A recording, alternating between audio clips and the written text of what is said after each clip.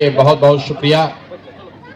आप लोग बहुत देर से बैठे हैं, इसके लिए माफ़ी भी चाहते हैं, लेकिन हम कोई घर और नहीं जाते हैं, यहीं रहते हैं, यहीं पर लोगों से मिल ही रहे हैं। मेरा ही नाम है प्रशांत किशोर। हम कोई नेता नहीं हैं, कोई हमारा दल नहीं है, आपसे वोट मांगने नहीं आए हैं। हम कोई साधु महात्मा फकीर भी नहीं हैं। बिहार के एक साधारण परिवार के लड़के हैं। हमारे अपने बाबा इसी बिहार में मजदूर थे, बैलगाड़ी चलाते थे। हमारे बाबूजी यहाँ सरकारी डॉक्टर थे। यहीं सरकारी विद्यालय से पढ़कर हमने अपना जीवन शुरू किया। माता पिता का आशीर्वाद है, ऊपर वाले की कृपा है, जीवन में कुछ हासिल कर लिए हैं। तो अब तय किया है कि अगर ऊपर वाले ने मुझे शक्ति, बुद्धि, साधन, पैसा दिया है, तो जीवन में जो कुछ भी है ये सब यहाँ के लोगों की जिंदगी को सुधारने के लिए लगाना चाहते हैं। इसीलिए अपना घर परिवार छोड़ के पिछला 15 महीना से गांव गांव पैदल चल रहे हैं। अभी हम आपको अगले 10-15 मिनट में वो रास्ता बताएंगे। अगर आपको समझ में आ जाए तो वोट जिसको देना है दीजिए, लेकिन अगर हम जो रास्ता बता रहे हैं समझ जाइएगा तो और कुछ हो चाहे नहीं, आपके बच्चों के लिए रोजगार और पढ़ाई 2 चीज जरूर हो जाएगा। तो पहली बात आप समझिए, लोग पूछता है भैया वोट मांगिए नहीं रहे तो बिहार सुधारेंगे कैसे? तो हम वोट क्यों नहीं मांगते हैं? वोट मांगने वाला तो हर 2-4 बरिस पर आपके यहाँ आता ही है। जो आता है वो यही कहता है, ए चाची, ए भैया, हमको वोट दे दीजिए, हम जीत कर आएंगे तो सब कुछ ठीक कर देंगे। यही सुन सुनकर आप जीवन भर वोट देते रहे हैं। पहले 40-45 बरिस आप कांग्रेस को वोट दिए, फिर 15 बरिस लालू जी को जिताए, 18 बरस से नीतीश कुमार कुर्सी पर बैठे हैं। दिल्ली में हमने आपने मोदी जी को भी जिता कर देख लिया। बिहार में आपका और आपके बच्चों का जीवन नहीं सुधरा। तो अब कोई प्रशांत किशोर आए हैं, आप हम पर भरोसा कीजिएगा, हमको वोट दीजिएगा, तो इसका क्या गारंटी है कि जीतने के बाद हम आपके साथ धोखा नहीं करेंगे? जैसे पहले का आदमी धोखा किया तो हम भी आपके साथ धोखा कर सकते हैं। इसीलिए हम वोट नहीं मांगते। आपको वो रास्ता बताएंगे, आप अगर समझ जाइए तो कोई मुखिया, कोई विधायक बने, आपके बच्चों का जीवन सुधर जाएगा। यहाँ पहले और हम भाषण नहीं देंगे, आप लोगों से 4-5 गो सवाल करेंगे। आपको सवाल का जवाब देना है, हाँ चाहे ना बोलना है हाथ उठाकर। आप सवाल का जवाब दीजिएगा, आपके आंख के सामने यही दिखेगा कि आगे का रास्ता क्या है। यहाँ आप जितने लोग आए हैं जरा सोच के बताइए, आपके गांव पंचायत में और कुछ हो या ना हो, सभी के बच्चों के पढ़ने के लिए अच्छी व्यवस्था होनी चाहिए कि नहीं होनी चाहिए? सबको हाथ उठाकर बताना है जोर से, तबे बुझाएगा। होना चाहिए कि नहीं होना चाहिए? होना चाहिए ना। हम नहीं बोले हैं, अभी यहाँ बैठा हुआ सब आदमी बता रहा है कि ना भैया पढ़ने का व्यवस्था होना चाहिए। आप में से कोई हिंदू है, कोई मुसलमान, कोई महिला, कोई पुरुष, कोई पढ़ा लिखा, कोई अनपढ़, कोई गरीब, कोई अमीर, लेकिन हर आदमी को पता है कि अगर पढ़ाई का व्यवस्था होगा तो उससे आपके बच्चे का जीवन सुधरेगा। तो आप जितने यहाँ समझदार लोग बैठे हैं, जरा अपने अपने बच्चों का चेहरा याद कर लीजिए और अपने बच्चों के नाम पर एक बार ईमानदारी से बताइए, आप में से किसने जीवन में एक बार भी अपने बच्चों के पढ़ाई के लिए वोट दिया है? देखिए पूरा गांव का दशा। अभी कितना जोर से आप बोले हैं भैया पढ़ाई होना चाहिए, लेकिन एक आदमी ने भी जीवन में पढ़ाई के लिए वोट नहीं दिया है। तो जब पढ़ाई के लिए आप वोटें नहीं देते हैं तो आपके बच्चे को लिए पढ़ाई होगा कैसे? आपको मालूम है कि आपका बच्चा पढ़ेगा तो आपके बच्चे का जीवन सुधरेगा, लेकिन आपको उसका कोई चिंता नहीं है। आपको मालूम है कि यहाँ फैक्ट्री लग जाए तो आपके बच्चों को रोजगार मिलेगा, लेकिन आप फैक्ट्री के लिए वोट नहीं देते। तो जब आप पढ़ाई रोजगार के लिए वोटें नहीं देते हैं तो आपको मिलेगा कैसे? अब तुरंत आदमी कहेगा कि इसका क्या गारंटी है कि पढ़ाई रोजगार के लिए वोट देंगे तब मिलेगा? बिल्कुल मिलेगा, इसका गारंटी है।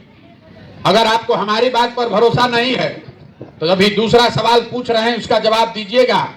आपके आंख के सामने पर्दा हटेगा, आपको दिखेगा कि कैसे आपके बच्चों को रोजगार, पढ़ाई मिलेगा। सब आदमी जरा सोच के बताइए, सबको बताना है, आधा आदमी हाथ नहीं उठा, जो बताएगा नहीं उसको ना बुझाएगा।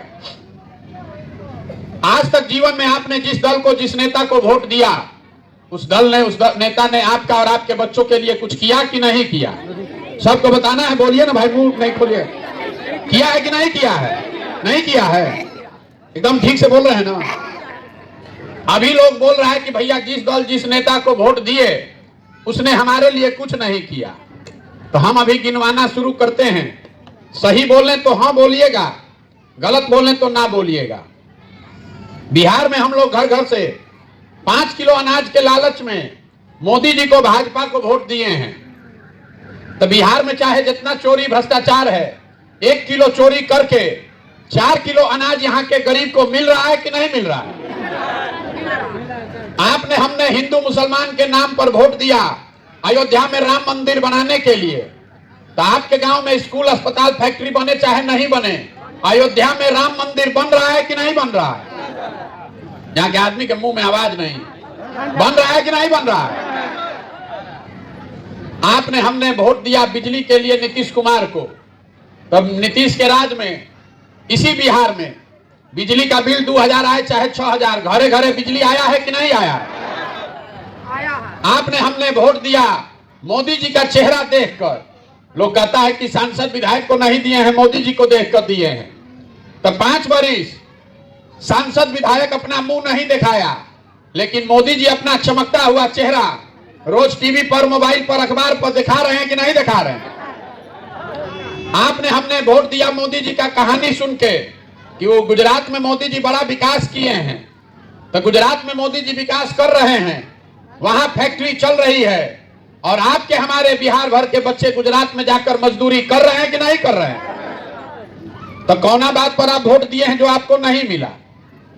आप तो खुदे बोले कि भैया हम लोग को पढ़ाई रोजगार के लिए जीवन में वोट नहीं दिए। तो जब बोइएगा बबूल तो आम कहां से खाइएगा? वोट दीजिएगा जात के नाम पर 5 किलो अनाज के लिए, तो रोजगार कहां से मिलेगा? यही बात बताने के लिए गांवे गांवे घूम रहे हैं, वोट नहीं मांगते हैं। आपको हाथ जोड़कर एक एक चीज बता रहे हैं, अगर आप अपना और अपने बच्चों का चिंता नहीं करोगे तो दुनिया में कोई आदमी, कोई नेता, कोई दल आपकी चिंता नहीं करेगा। करेगा भाई? तो आप जितने लोग यहाँ आए हैं, सबको अपने बच्चों की चिंता है कि नहीं है? अरे अपने बच्चों के नाम पर तो हाथ उठाइए, चिंता है कि नहीं है? ईमानदारी से बताइए। फिर से पूछ रहे हैं, सबको हाथ उठाकर बताना है, आपको अपने बच्चों की चिंता है कि नहीं है? है। पूरा गांव झूठ बोल रहा है। अभी हम आपके गांव में आए हैं, अगर रास्ता में 200 बच्चा मिला, आधा से ज्यादा बच्चों के शरीर पर शुद्ध कपड़ा नहीं है, आपके बच्चों के पैर में हवाई चप्पल नहीं है, आपके बच्चे आज पढ़ाई करने नहीं गए हैं, घूरा पर, रोड पर घूम रहे हैं, लेकिन आप में से किसी को उसका चिंता नहीं है। जिन नेताओं ने आपके बच्चों की दुर्दशा किया है, उसी नेता को जात के नाम पर, धर्म के नाम पर, लालू के डर से भाजपा, भाजपा के डर से लालू के नाम पर जाकर आप वोट देते हैं, और यहाँ हाथ उठा के कह रहे हैं कि हमको हमारे बच्चे का चिंता है। अगर आपको अपने बच्चे का चिंता होता तो जिन नेताओं ने आपके बच्चों के मुंह का निवाला छीन लिया उसको आप वोट देते। अगर आपको अपने बच्चे का चिंता होता तो जिन नेताओं ने आपके बच्चों को मजदूर बना दिया आप उसको वोट देते। आपको अपने बच्चों की चिंता नहीं है, इसीलिए आपकी ये दुर्दशा है। बिहार में बैठे बैठे गांव में जहां 5 आदमी बैठता है उसको भारत, पाकिस्तान, पुलवामा समझ में आता है। गांव में आपको बैठ के लालू जी का लड़का मुख्यमंत्री कैसे बनेगा ये बुझा रहा है। गांव में बैठ के मोदी जी का 56 इंच का सीना दिख रहा है। मोदी जी कैसे प्रधानमंत्री बनेंगे इसका चिंता आपको है, लेकिन अपने बच्चों की दुर्दशा का कोई ज्ञान नहीं है। तो आपका बच्चा नहीं भोगेगा तो कौन भोगेगा? लोग कहता है कि भैया हमारे पास विकल्प नहीं है, क्या किया जाए? बिहार में तो सब चोरे हैं, किसको वोट दिया जाए? हम आपको बता रहे हैं, जिस गांव में भी हम गए 4000 से ज्यादा गांव में लोग कहता है कि विधायक, मुखिया सब चोरी कर रहा है, नाली गली नहीं बन रहा है, सड़क का हाल बेहाल है, राशन कार्ड में 2000-2500 आपको घूस लगता है, इंदिरा आवास बना को तो मिलिए नहीं रहा है, मिलेगा तो 25,000-30,000 घूस है, शौचालय नहीं बना। तो जरा याद कीजिए, 2 बरिस पहले अभी मुखिया का चुनाव था, जब चुनाव हुआ तब 500-500 रुपया के लालच में वोट दिए आप, मुर्गा भात खाकर वोट दिए आप, दूधू को पाउच पर वोट का सौदा किए आप। तो आपका मुखिया विधायक चोर नहीं होगा तो हरिश्चंद्र होगा। अरे आपका तो इतना दुर्दशा है कि आपको चोरी भी नहीं करने आ रहा है।